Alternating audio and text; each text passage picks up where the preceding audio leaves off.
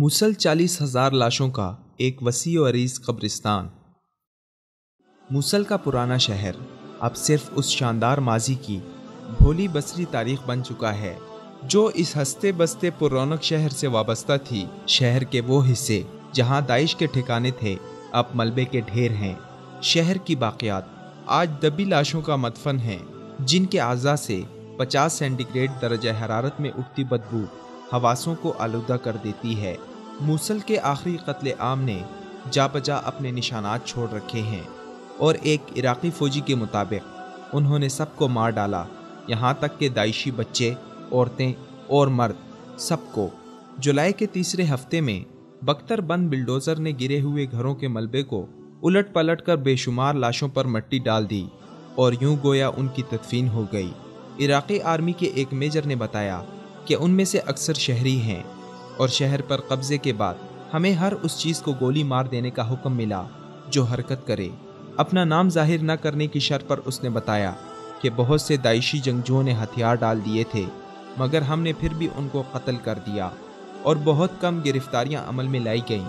عراقی فوج کا یہ دعویٰ غلط ہے کہ بغداد کی جیلوں میں داعشی قیدیوں کو رکھنے کے لیے جگہ کی عدم دستیابی تھی۔ 17 جولائی کو سوشل میڈیا پر ایک فوٹیج جاری کی گئی جس میں ایک عراقی ہیلی کاپٹر جان بچانے کے لیے دریائے دجلہ تیر کر پار کرنے والے شہریوں پر گولیاں برسا رہا ہے اور لاشوں کے قریب عراقی فوجیوں کی فتح کی تصاویر منظر عام پر آئیں۔ اس طویل تنازع کی سربریت اور شفافیت نے انسانیت کو ختم کر دیا ہے۔ 24 جولائی کو کئی صحافیوں نے دیکھا کہ داعشی قیدیوں کو اسپیشل فورسز نے بندے جسموں کے ساتھ گلے میں رسیاں ڈال کر پرانے شہر کی تباہ شدہ سڑکوں پر گھسیٹا۔ ایک فوجی کے مطابق پیاس کی شدت سے بے حال لوگ جب دجلہ کے کنارے پانی پینے کے لیے آتے ہیں تو وہ انہیں گولی مار دیتے ہیں۔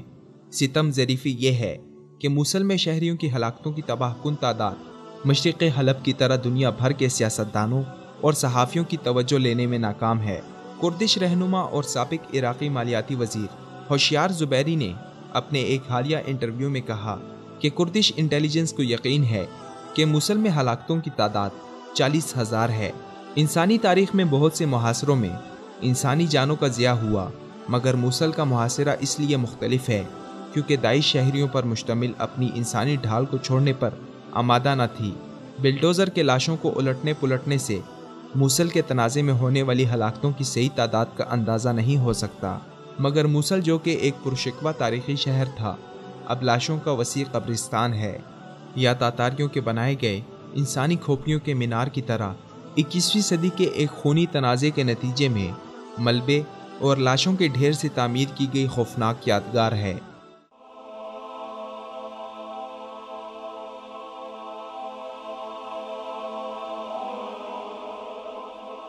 ایمان کی کرن، ہدایت کی شمع، وصال اردو۔